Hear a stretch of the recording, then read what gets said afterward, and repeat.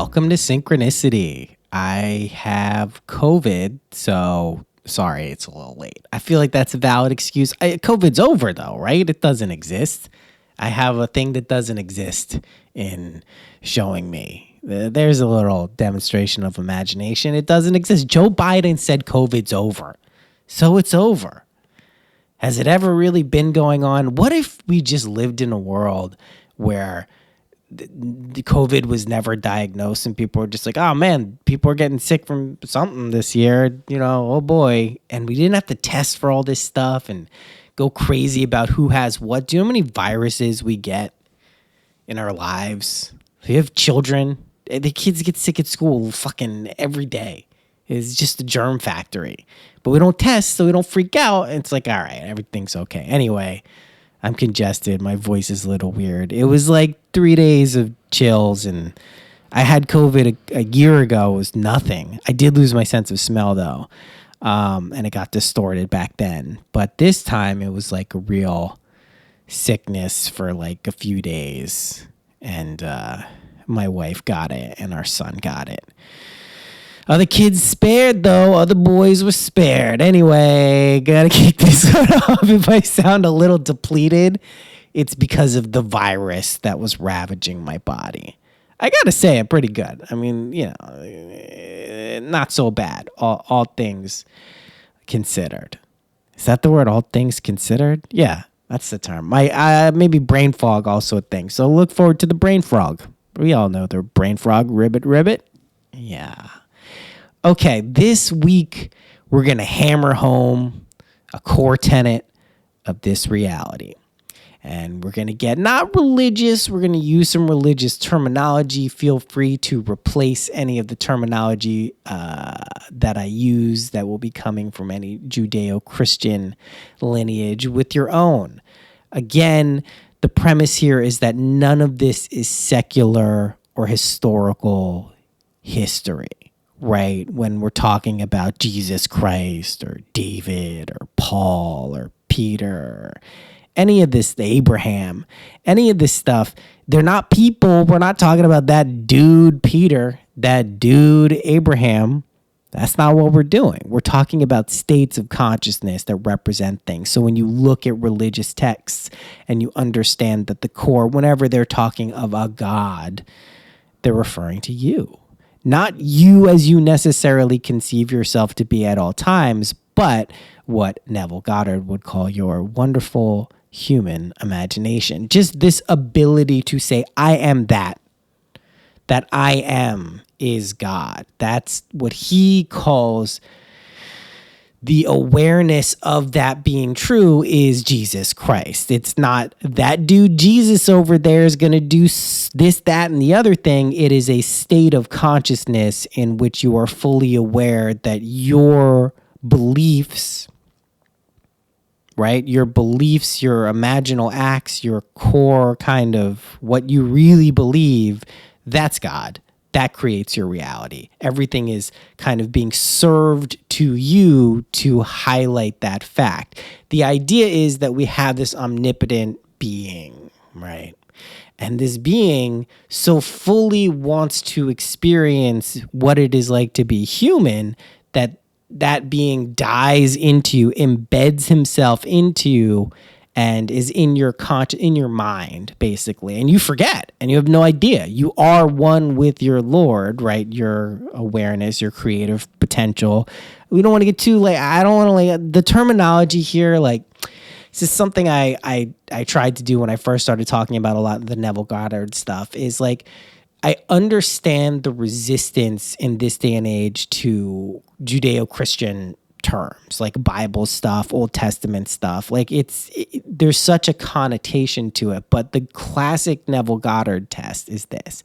If I say God, if I say Jesus Christ, if I say Allah, if I say Shiva, if you think of anything outside of yourself as an external being, cause, or factor, you have failed the test. That is incorrect. It is always your innate human imagination, your awareness, your sense of I am, that ultimately is what that's referring to. And it's a good thing to test yourself on that, because a lot of times we will give over our power, right? So this is always a road and a point of emphasis that I try to talk to people who are getting readings, is that like I use the tarot and I use the astrology. I use astrological principles. I don't think that those things have inherent power themselves. I think they're modalities and tools in the same way that you may enjoy music. And you can say, well, I am everything. I am God, so I created this music. Yes, in some sense that's true. But you didn't necessarily go and like write all of the music in this reality, or you don't have the awareness of doing that as the one being, which we all are. So there's different kind of modalities. Just try not to get caught up. I feel like a lot of the past couple episodes, I'm just like, don't do this. Don't do that. Don't you do this. It's not smart. Do whatever you want. Okay. And we're going to talk a little bit about good and evil, right? So we all know the parable of Eve took the apple from the tree, the knowledge of the tree of good and evil, and fell from heaven. First of all, heaven, hell, purgatory, all states of consciousness, right? They are sure places, sure, yes. You listen, anything that you can imagine, you can experience in a physical reality. Even in this world, you can overlay states of heaven and hell to it. Ask anyone who's lived life. That's what can happen, or just observed life, right? So these are states that we move through. They're not fixed places that we end up in based on a moral code. In fact, there's really no morality here. Our knowledge of good and evil, right? That's just a fact. You have this objective moral reasoning that goes good, bad, good, evil, not good, good. Right? That's just something we have, right? We're not going to deny that. We make moral judgments. However, don't do that. It's a trap as much. I mean, listen, we want some contrast and some like background and foreground because like that's the beauty of living and that's part of what we do. The trick here is just to not get caught up in those games, right? Because then if you start to identify with your judgments, you then become those judgments and are destined to kind of have that play out on the screen of your world, right? So don't do that.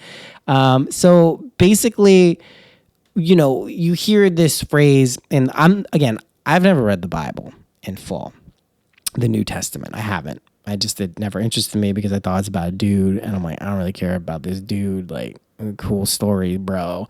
But, for the parts that I have read of the Old and New Testament, when you apply kind of everything through a psychological lens, that's what we're doing, right? We're saying these are states of consciousness that we can then identify with or reject, pass through, move to, whatever we choose to do with.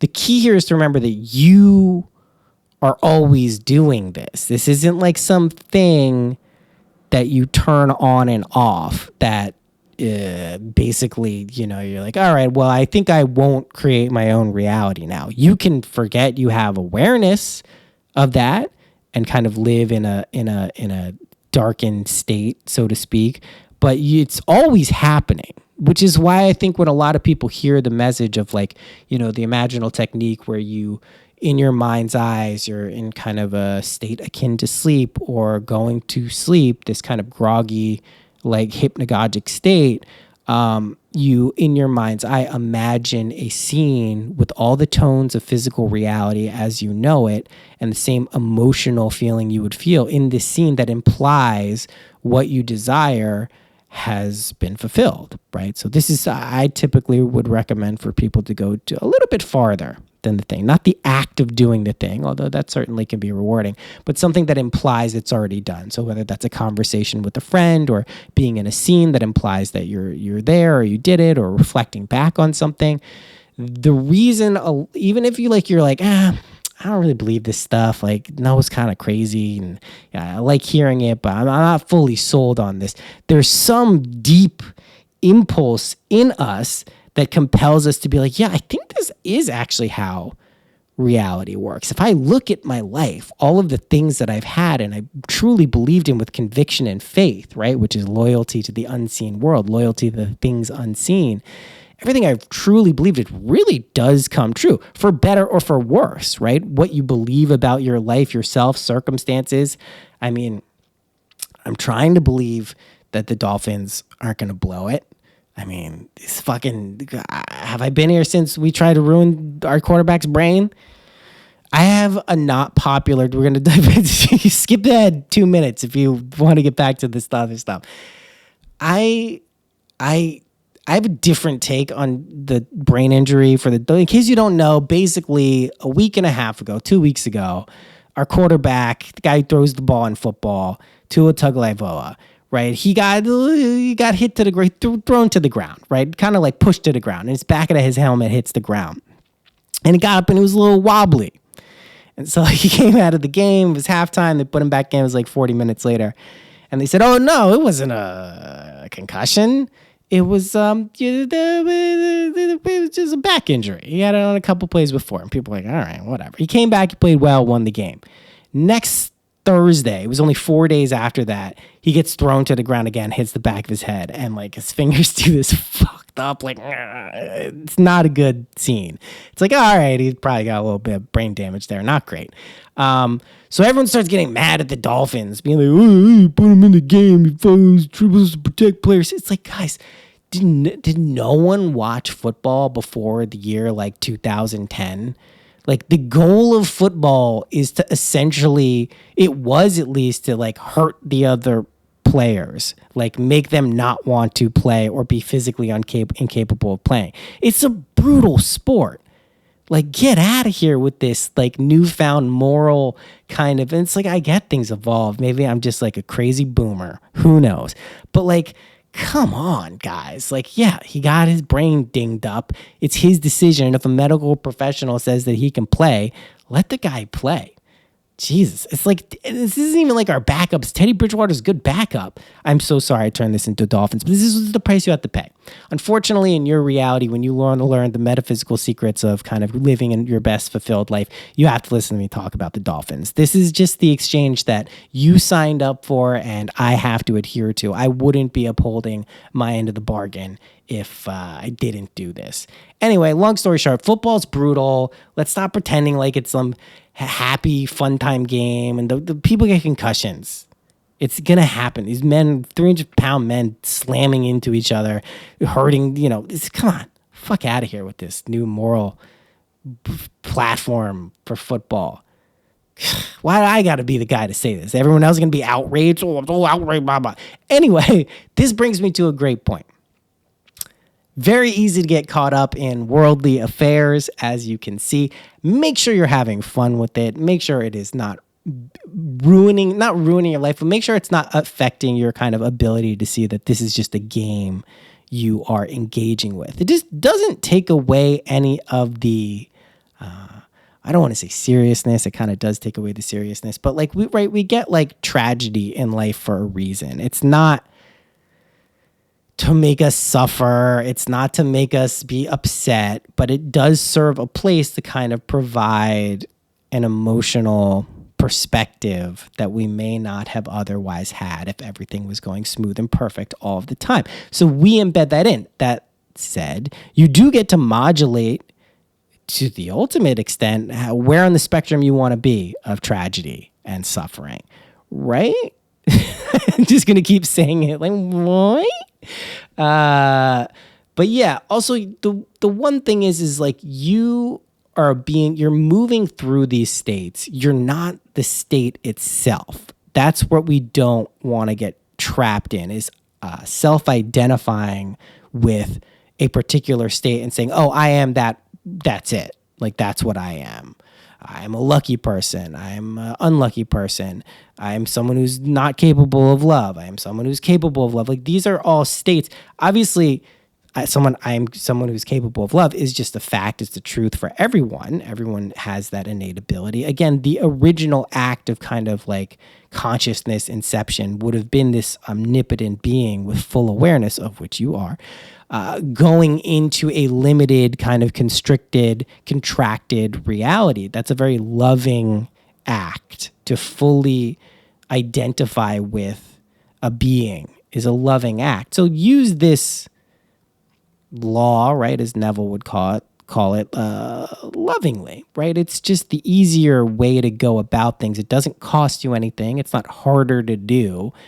It also gives you a good kind of litmus test of where you are in terms of like judgment. You know, if it's difficult to use this lovingly in your imaginal acts, then, trying to figure out what's going on there. Or just modulate time. There's a really great analogy here of, electrons and positrons, right? Do we know about this stuff? Electrons, right, it's a molecule and it has is it a molecule? I think it's a molecule. Jesus Christ. Anyway, it has a spin to it. There's a negative charge and a positive charge. A positive charge would be called what's known as a positron, right? And that's a atypical. Electrons normally have a negative charge, right? They spin a certain way. Is it counterclockwise? I don't know shit, but I do know enough to talk about this principle, which is you go backwards in time when you're a positron. You come back going forward in time as an electron. So this is, if we look at this on that level, it's not the quantum level, it's still bigger than that. But we do get into like things like quantum entanglement, which I think they just gave a big prize for the Nobel Prize. It was explaining how information really does move faster than the speed of light, which is not supposed to be possible, theoretically, of course, according to Einstein's theory of relativity. Shouldn't be possible for anything to move faster than the speed of light. Yet, when two particles are entangled or two electrons are entangled and kind of shoot off into different directions, which again, there's no proof that they're actually doing that until we measure it. That should also tell you something about the nature of consciousness. They literally these things don't have positive or negative charge or go somewhere or in somewhere else until we measure them. How fucking weird is that? Literally, the observer effect. That is a known quantum principle. Like, is it a particle? Is it a wave? We don't know until we measure it as such. That's pretty nuts. So that should give you some hint into how kind of the base or like very fine layers of reality work. So when you're moving back in time, right, when you're reviewing or kind of recreating a scene in your past to loosen up something for your current self, you're literally time traveling as your future self now, present future self, to back past self, right? So that is time travel. And your past self absolutely will feel that and probably felt it at the time. If you've ever felt kind of like a divine intervention, that's you. You dingus. It's you from the future being like, you know what, let me go send past self some help here. I remember what that was like. I think it might be easier if I do that. So it creates kind of a loop that can be a very positive, beneficial loop for you if you know how to do it. And so when you come back from the past, your imaginal act in the past, you're then the electron moving forward, right?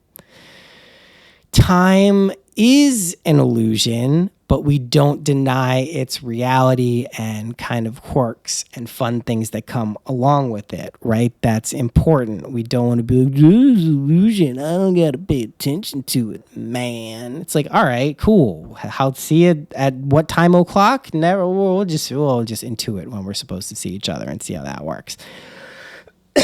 Excuse me. No need for plans anymore. We're just going to, time doesn't exist. What's the point? What time's the game start? Oh, we don't have to worry about that. It doesn't exist. These games don't exist. Sure, you want to be that guy? Be that guy. You want to be that gal? Be that gal. You want to be that pronoun? I saw the thing on TikTok, the the snail self, was it? And the frog self, where if you identify potentially as a frog or snail and the pronouns you should be using for those. I'm not even going to like get too into it because it's so ridiculous. I feel like the only point of having these pronoun things are just to really talk about them.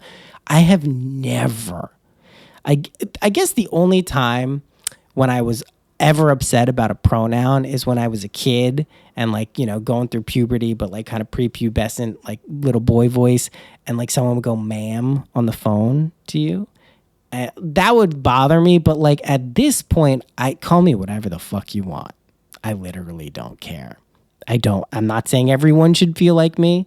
I recognize that your identity and your pronoun of choice is important to some people, but like, how much imposition do we want to put on other people to adhere to our standards? This is where it gets dicey, right? Again, if we're talking about kind of a magical power that allows us to kind of feel and get and be responded to in the way we want, how much, how effective is, going and making people do things or demanding things get changed so they are the way that we want them? How effective do we think that will ultimately be in the world for us as individuals? Not so much. Now, the trick is to not get too bothered when we see people doing that because, you know, they're just running their script. They're figuring out their things, maybe another set of circumstances that they want to kind of go through to realize that, hey, holy shit, they're running the show, just like you're running the show, just like I'm running the show, right? That's kind of what happens. So another thing is there's this thing that Neville Goddard gets very weird about towards the end of his life and the lectures that he was giving, right? So there's two components of what he taught, which is the law, which is essentially what we've been talking about here, right? And that's that ability to kind of use your awareness, your mind to create scenarios, fully jump into them, and then jump out of them and let them go because you know that they've happened, right? You're guaranteed that that will happen once you just kind of feel it, really feel it, and let it go. Don't need to worry and think about it anymore. An easy way to do this is the classic, like if you want to travel somewhere, you imagine yourself sleeping there in a bed there. Like actually, as you're going to sleep, you imagine you're in that place. That's a very effective technique. All the sensory vividness of reality. It's really good for travel. I think it's probably a good time for travel for people. By the way, fucking October reading so far, spot the fuck on. Just COVID blast at the beginning of it.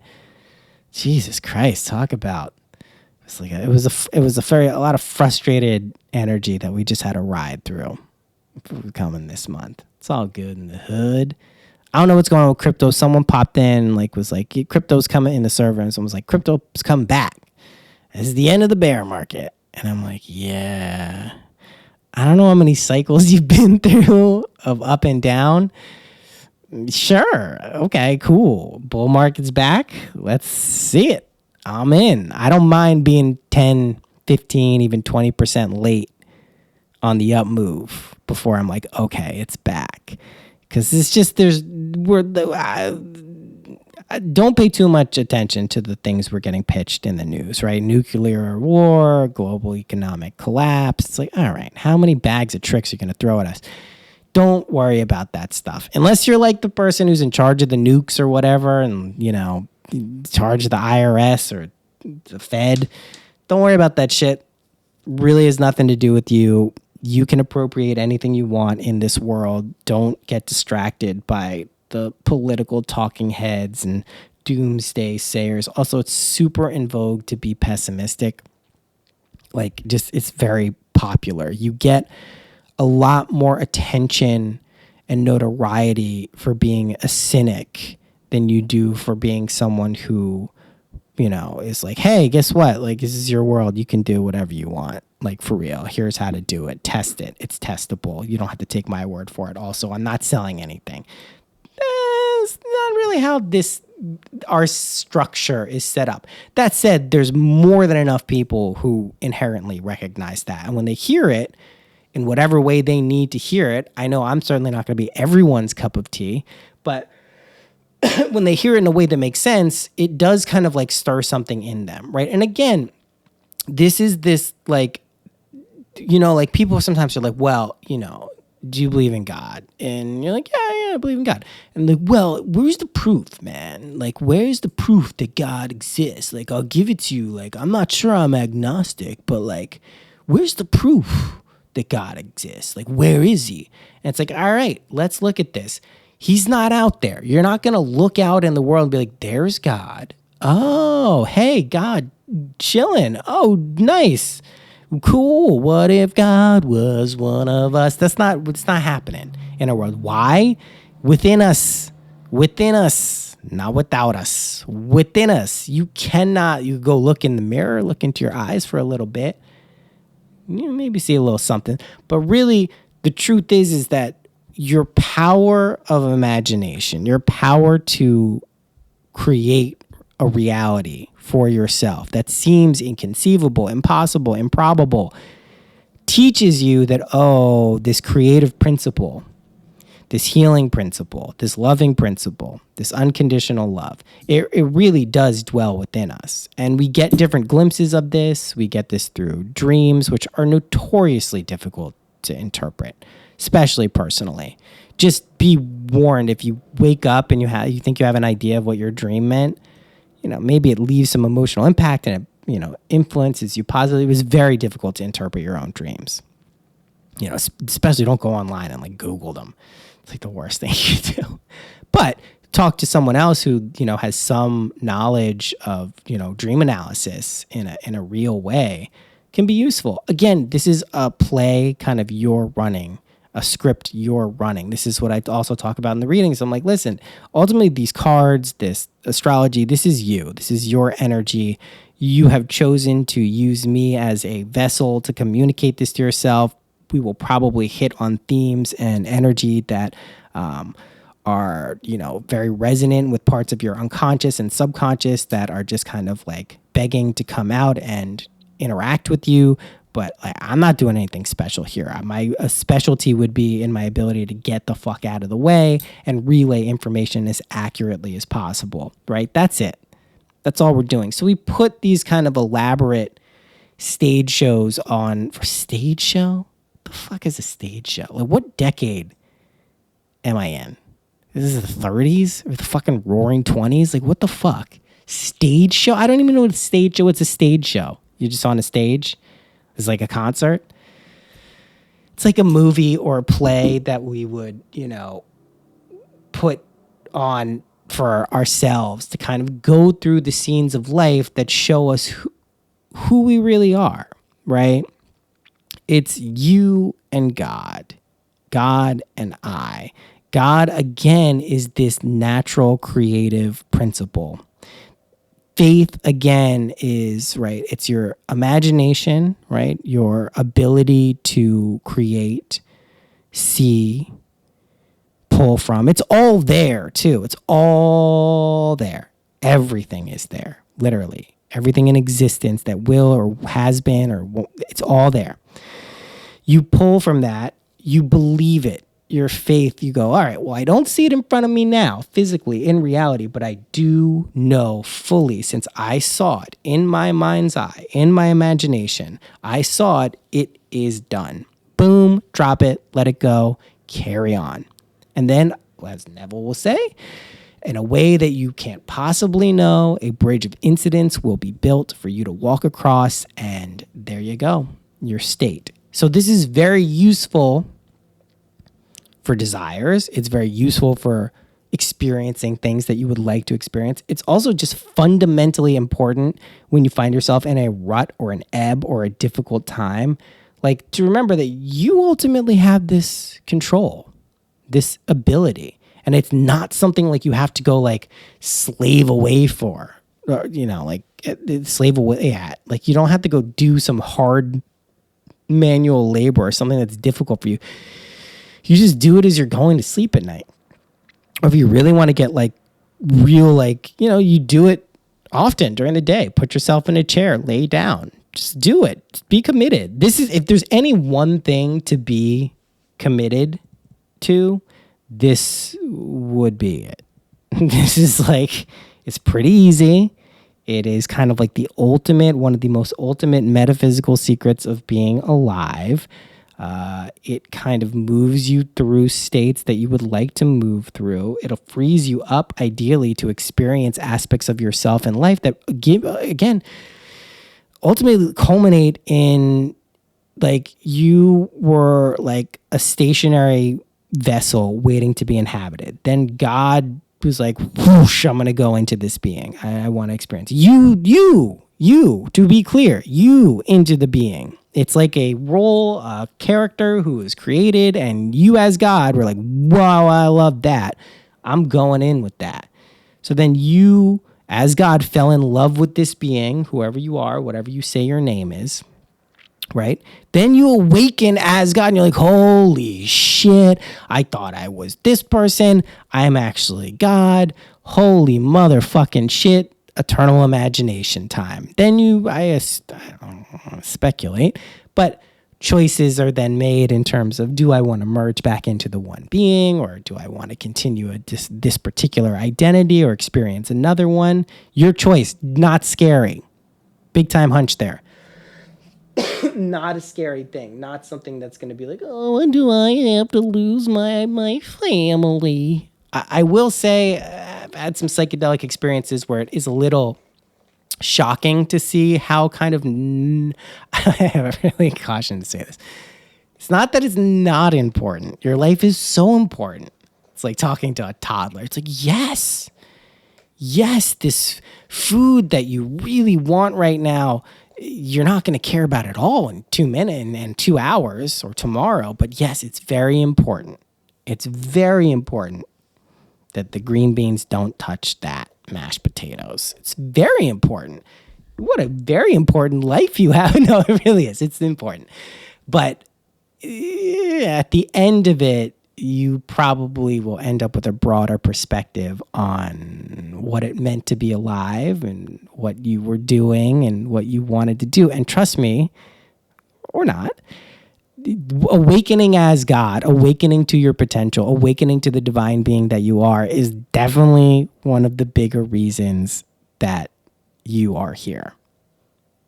At least if you're listening to this, what else would you, God, if I had to listen to shit like this and I didn't believe it at all,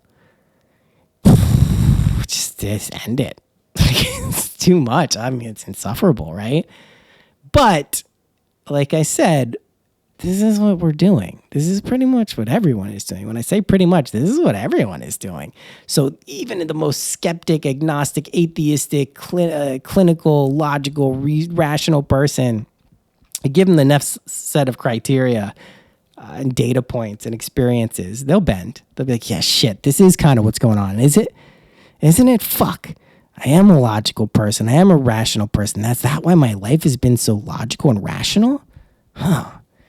Oh, man. I've moved through, I look back on states sometime that I was moving through, and I'm like, what the fuck? Like, how do I? And it's not like, how do I go back? But like, how did I do that? Like, what an amazing shift. So quickly, too, sometimes. And like, fully embodying it. Like, just moved into states with like supreme confidence. I'm relatively confident. Say I'm usually hovering around like an 85% confidence rate that I'm not full of shit. It's pretty good. I feel like that's pretty good. Maybe a little too much. I've been like 110% confidence about everything. Nothing could sway me. Like those states, they're pretty nuts. You got to be careful riding those highs sometimes too, because you really want to keep this aspect of wisdom and kind of non-judgmental, loving awareness present. But if you can have that kind of embedded in a confident state, wow, there's nothing you can't do. Right?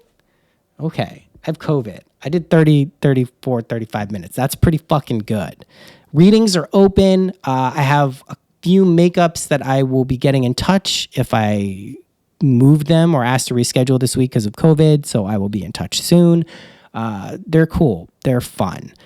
You know why you would be getting a reading. It's something you want insight or clarity or kind of guidance. Anytime I've ever gotten a reading, you know what you're doing. Just if you get on the reading, just tell me what that is. And we're going to work through it. It's going to be fun. Patrons, we'll get on a live chat at some point this week. I'm super backed up on everything because I got sick and was incapacitated. have some child taking care of duties coming up. But other than that, like we're ready to rock. October, yeah, it's going to be a little funky, herky jerky month. Whatever. We're going to get blasted with some vibes? Sure. If we believe it, is it going to teach us something? Are we going to move through it? Are we going to be awesome, empowered, divine beings? Yeah, sure. Totally. We are. But let's do it one step at a time. It's going to be fun. Or two, all the steps at once. I don't give a shit. Whatever you want to do. It's a podcast. It has to come out every week. We got to do it stepwise like that. Anyway, that's it. Until next week. Bye-bye.